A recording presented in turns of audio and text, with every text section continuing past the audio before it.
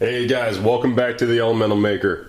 Today I want to show you an old project of mine that I'm going to tear down and see how the hell I built it. It probably dates back to my teens when I was in need of a Hotplate, decoupled there. And I was too cheap to buy an actual Hotplate stirrer, so I decided, let me make my own. So we got this big beefy chunk of aluminum, a couple two 400-watt heater cartridges, some electrical tape, a wide open hole in the back. It looks like I was planning on putting a plug in there and just never got around to it.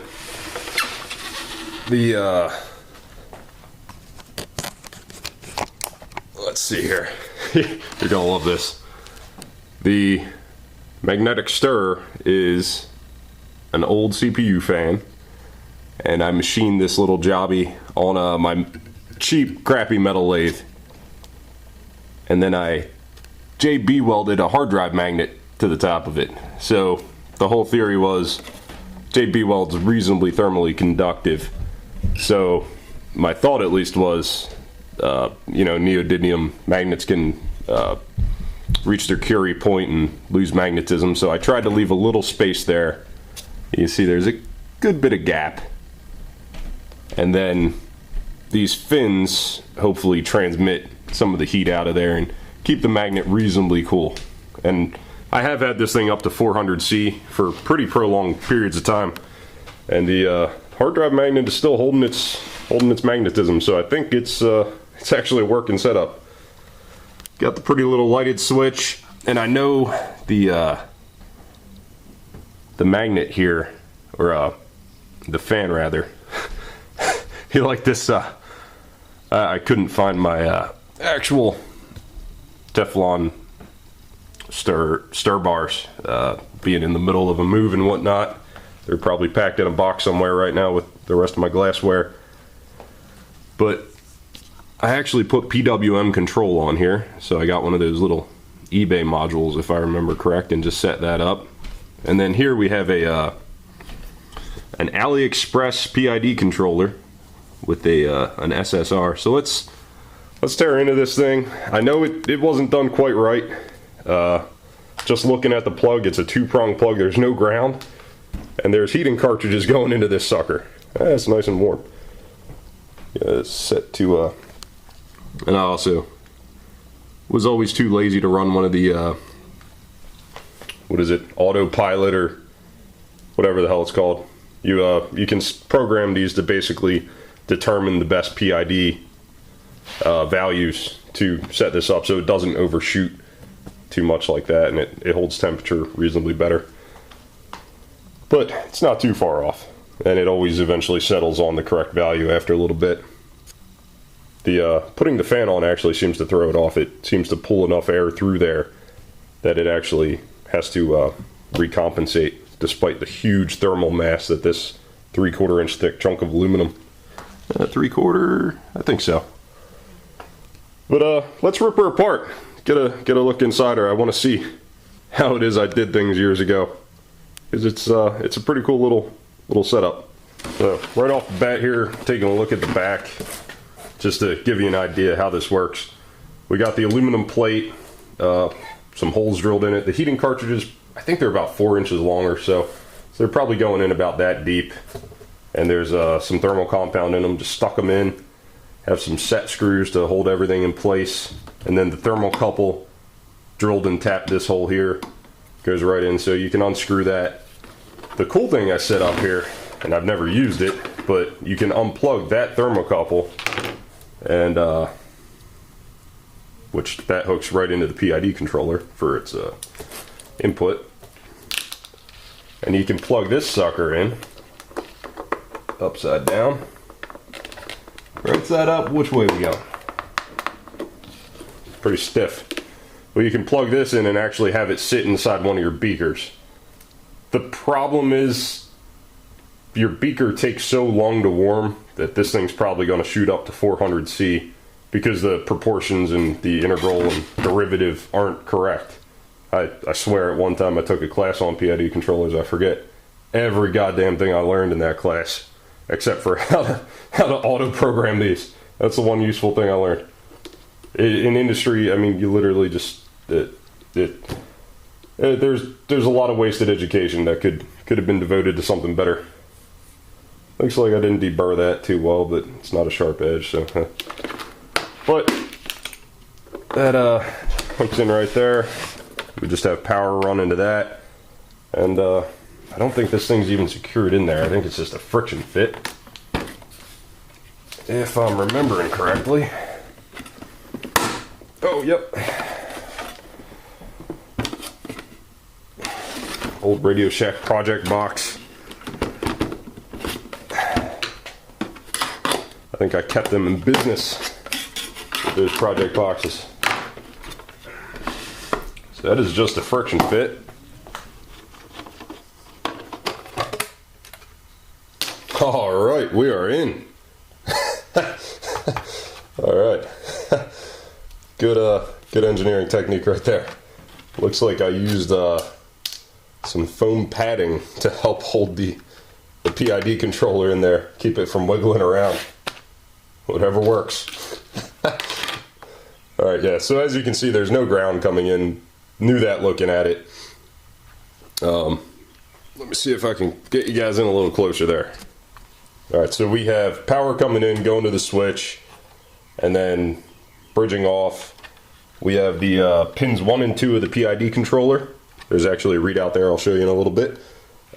Pins 1 and 2 are powering the PID controller, and then one of them is branching off to the SSR. And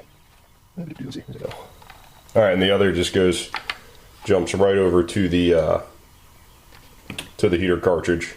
So this is our big switch, clunking back and forth.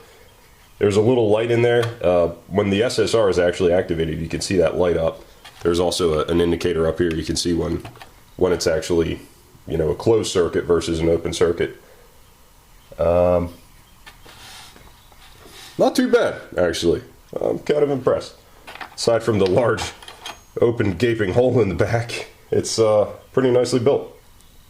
So the other thing we have going on, basically we have the 120 input jumping over to this 12 volt DC converter. Just a cheap little Amazon, eBay module, I'm not sure which, but just a standard 12 volt, probably 1 or 2 amp circuit. And then that's jumping over to the PWM circuit down there, which is controlled on the outside by that potentiometer. And then that just goes directly out and powers the CPU fan. So you have really precise, good control over it. One thing to know with PWM is you don't want to get something within the audible range for human hearing, otherwise you'll constantly hear it. It's a pain in the butt. So get something, you know, 25,000 hertz or so. So the actual hookup for your PID control is pretty simple. You see pins 1 and 2, that's your 0 to 240 volt AC input. So that's what's actually powering your PID module there. You have pins 4 and 5. They would actually switch the SSR. On some of the cheaper modules, that'll actually be just a clicky-clacky relay. But this one just outputs a voltage that is intended to switch the SSR. And then every time that switches on, closes the circuit, switches off, opens the circuit. And that's what allows it to modulate the heat, or regulate the heat. And then, what are they? Pins 9 and 10 are your thermocouple. So I have it hooked up to this female here. You just plug your male end in. Boom, it's connected, ready to go. The 2 heating cartridges are just tied in parallel. So pretty simple wiring there. And Bob's your uncle, that is all that makes this thing up. So the SSR I used, you see SSR 40. This thing is actually rated for 40 amps. Or that's the Chinese rating. I would not trust one of these knockoff PID controllers or SSRs to handle 40 amps. Here with the 800 watts of heating, I mean, this thing's handling what, maybe 8 amps? The scary thing about these is SSRs tend to fail closed. So if you have heating cartridges hooked up and it fails closed, they're just going to keep heating and heating and heating. And unless you have an alarm hooked up to your PID, which there is an alarm, but it doesn't emit anything audible on this. You can of course hook one up, but if you don't have that hooked up and your SSR fails, you know, you're going to have a meltdown and probably a pretty nice fire. So that is something to be careful of. I think this PID controller was my first ever purchase off Aliexpress, which is a site I have since used numerous times when you don't care about something getting to your house quickly, which usually now I don't really give a shit. I'll just pay the extra to get it through Prime. But if it's not on Prime, or if you don't care about shipping time, love Aliexpress. It is the absolute ticket. And you're definitely still not buying direct from the manufacturer there, but you're cutting out a lot of middlemen here in the US, which has its checks and balances. So as you guys can see, she is churning away here beautifully. Got the knockoff Pyrex, what is it, Bombex there. Homemade magnetic stir bar. And the water's gonna start boiling pretty soon, but that's pretty much it. I hope you guys enjoyed. I'm not sure if there was anything to learn in there, but it's just a neat little contraption I put back in the day of pure cheapness, and I'm pretty sure it's outlasted any Hotplate stirrer I would have bought on the market. Project box is probably something like 10 bucks. PID controller, they're 30, 35 on AliExpress, or probably Amazon too. Now you could get them. Computer fan free, aluminum free. I don't even know if you'd need to turn the heat sinky sort of thing on the lathe. I just did that for extra precaution. Obviously hard drive magnet free. Piece of aluminum, I think that was like 15, 16 bucks at a scrapyard. And I think this sheet actually came with an old project box, so I scrounged this together for probably, along with the PWM and switches and everything, probably well under 100 bucks. The heating cartridges are freaking dirt cheap. You can get those all over the internet, priced so cheap. I think it's a pretty cool product. 100 bucks, you get a good working hot plate stirrer, and it's got freaking electronic readout. You know exactly what temperature you're at. I don't think many of the ones on the market do, unless you're getting in the $400 or $500 region. So it's a cool project. Hope you guys enjoyed. Maybe you learned something, maybe you didn't, but thanks so much for checking my channel out. Hope you subscribe. I'll try to put links to what I can find in the description down there, and hope you guys have a good one. Thanks so much.